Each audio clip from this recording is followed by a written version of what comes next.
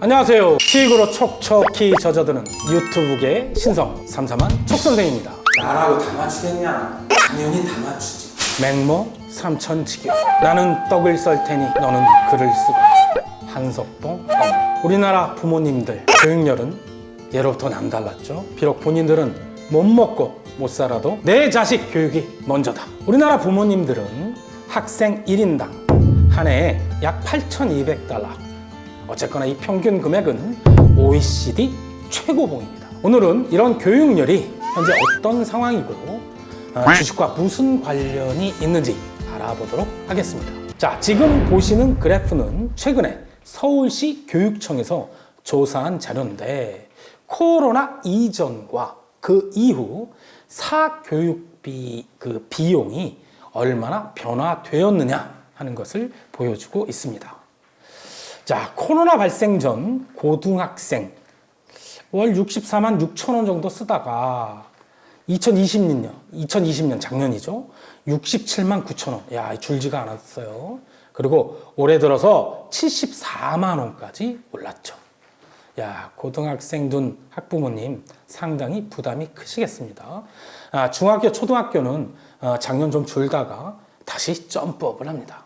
이래서 이런저런 사교육비를 포함해서 연간 우리나라 사교육비 시장의 규모는 무려 30조 원에 달한다고 합니다. 자, 여기에다가 코로나 영향이죠. 교육 패러다임이 변하고 있습니다. 학교에 등교를 해야 되는데, 즉 오프라인 수업을 해야 되는데 온라인 가정으로 옮겨졌죠. 학원을 가던 아이들이 화면석 강사와 공부하는 게 그렇게 어색하지 않는 시대로 변화하였습니다. 이런 이유 때문에 우리 상장사든 비상장사든 우리나라 교육업체들은 에듀테크를 상당히 많이 준비하고 대응하고 있습니다. 기존에 온라인으로 즉 인터넷으로 일방적으로 듣는 강의를 넘어서 가지고 AR, 증강현실, 빅데이터, 스마트 기기 등을 종합적으로 활용하여 교육에 응용하겠다라는 것입니다. 자, 이 에듀테크의 한 예로 제가 들어보면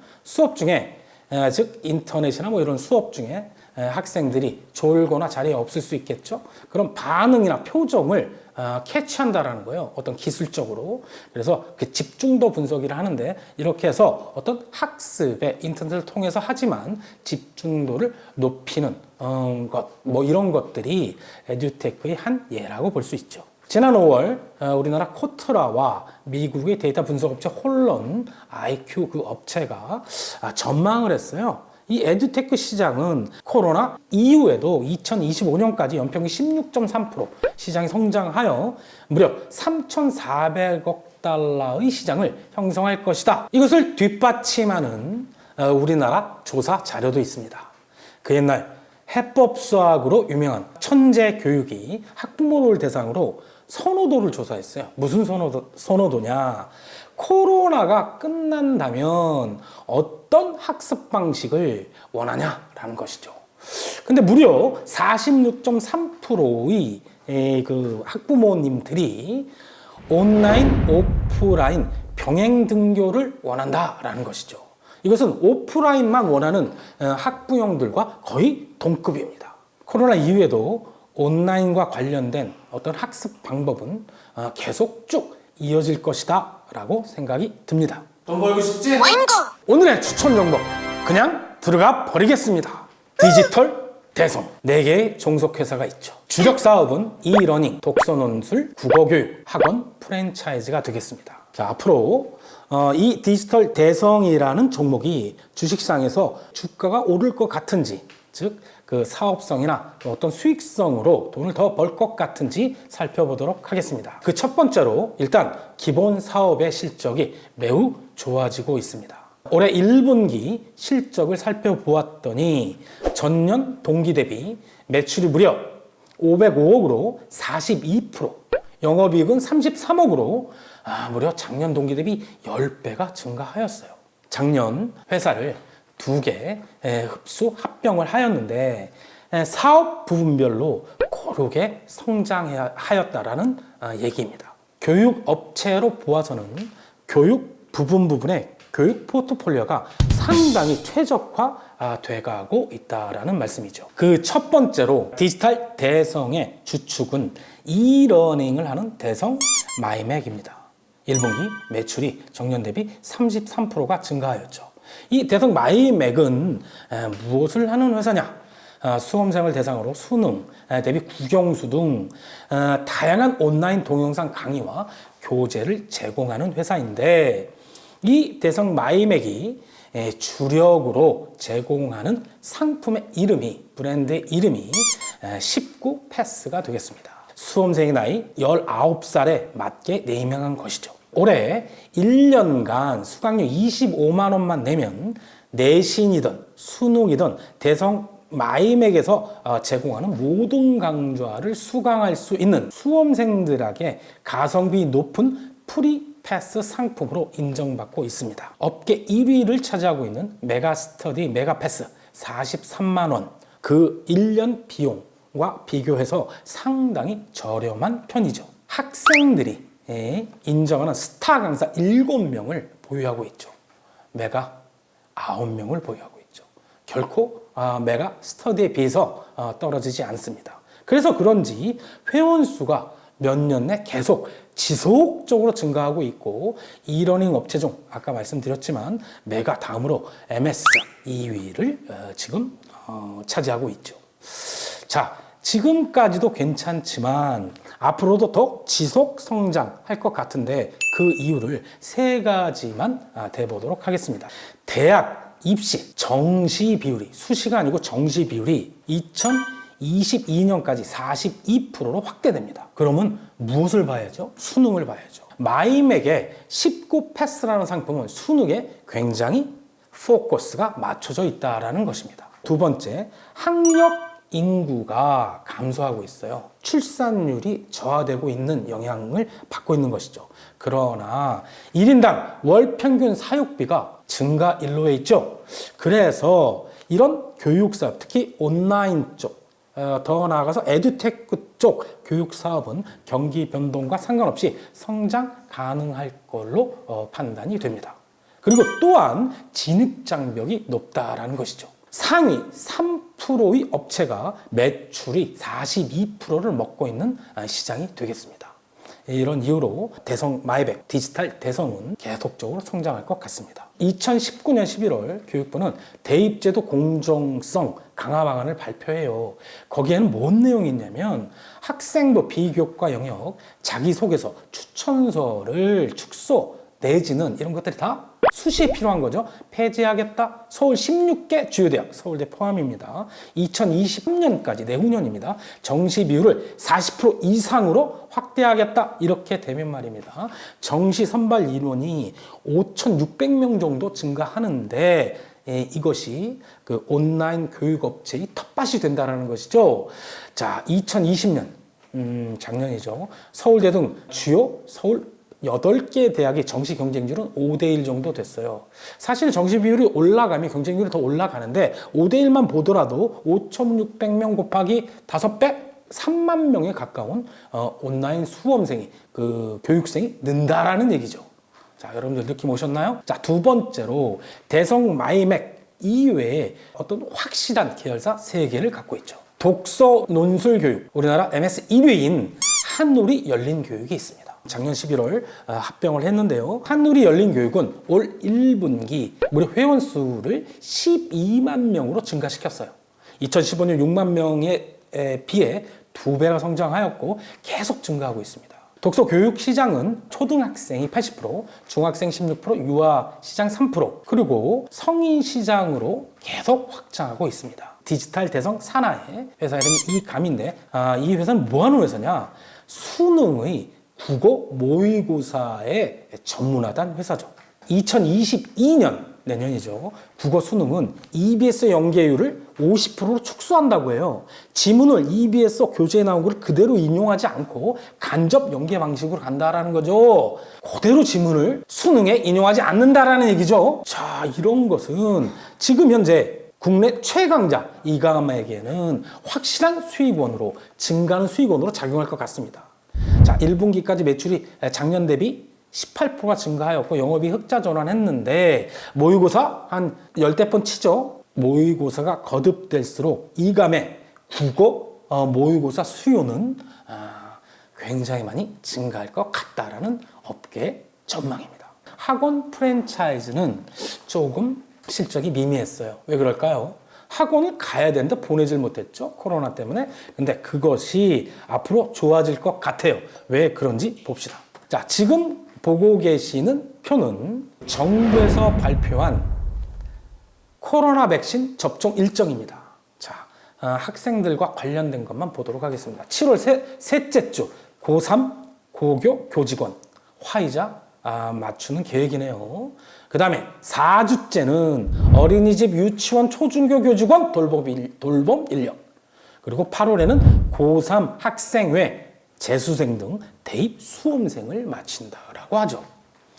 자, 봤더니 전부 화이자, mRNA 쪽을 마치네요. 이런 접종이 끝나고 나면 대면 학원에 보낼 수 있다라는 것이죠. 자, 그런 대면 학원 프랜차이즈 디지털 대성이 갖고 있는 것은 중고등 재학생 대상으로 하는 대성 N스쿨, 수학 전문 브랜드 다수인, 재수생 대상으로 하는 부상 대성학원이 있어요.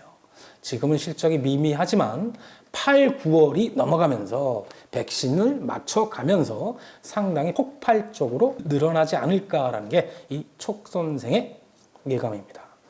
그 다음에 경남 대성 기숙학원이죠. 서울대, 연고대, 치의대를 보내려면 어느 학원을 보내야 된다? 라고 강남권에서 학부모들 안에서 인정을 받고 있느냐? 바로 강남대성 기숙학원이죠. 2017년도 이후 연평균 6.3% 계속 성장을 합니다. 올해 신규 매출 어떤 예측치로는 280억. 디지털 대성 전체적으로 2천억 정도 할 것 같은데 그 20% 넘는 실적이 업이 되는 거겠죠. 2019년에서 2021년 입시에 서울대 67명, 연고대 256명, 의치대 489명을 보낸 어마무지한 기숙학원이 되겠습니다. 이런 교육업체 포트폴리오를 통해서 올해, 내년 그 실적의 증강 속도가 굉장히 가파르게 이어질 것 같다라는 말씀입니다. 어떤 증권사들의 추적, 평균 컨센서스를 한번 보도록 하겠습니다. 2020년 어떤 합병 과정에서 비용을 썼겠죠. 매출은 2019년 대비 늘었으나 영업이익과 당기수익은 줄어듭니다. 그러나 그거 끝났죠. 그래서 올해 전망치와 내년 전망치를 보십시오.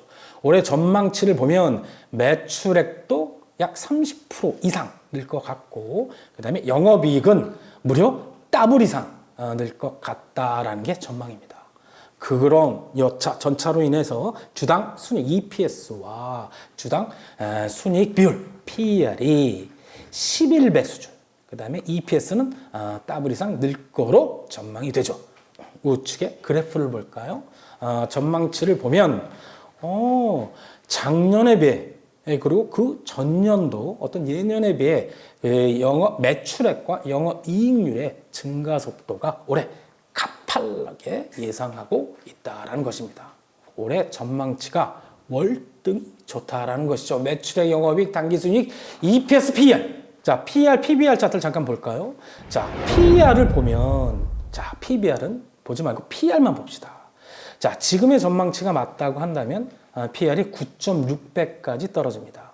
자, 메가MD 비슷한 업종이죠. 메가스터디, 자회사인데 PER이 무려 20배 수준이죠. 절반 안 되는 저평가된 주가로 살 수 있다라는 말씀입니다. 올해 1Q, 자 1분기에 그 실적 발표를 했죠. 자본 유보율이 무려 디지털 대성 850%가 넘어요. 그리고 작년과 재작년 어떤 수준을 보았을 때 배당 수익률도 3.5%로 시중금리에 따따블 수준이죠. 자, 투자 안 할 이유 없다고 봅니다. 향후 미래 성장성과 관련된 부분은 없을까요? 자, 단도직입적으로 말씀드리겠습니다. 국내 한정된 시장에 머물지 말고 해외에 강력한 무기를 갖고 진출을 해야 됩니다. 베트남을 선택을 했습니다.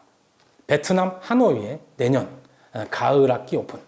원래 미국계는 말입니다. 가을에 오픈을 하죠. 우리는 봄에 시작을 하지만 미국의 그 유명한 체드윅 스쿨과 손을 잡지요. 베트남은 유교 문화의 특징인 우리나라 재래 문화, 우리나라 유사한 점이 많은데 우리나라 맹모 삼천지교 뭐 떡은 뭐 내가 쏠 테니 뭐 너는 글을 써라처럼 베트남 사람들은 금괴를 마루 밑에 숨기는 것보다 자식의 머리에 투자하는 것이 더 안전하고 확실하다. 베트남은 자, 작년 코로나 때문에 전 세계가 경쟁성이 떨어졌죠. 세계 최고인 나라가 어느 나라인 줄 알아요? 2.9%. 중국을 앞섰죠. 베트남이죠.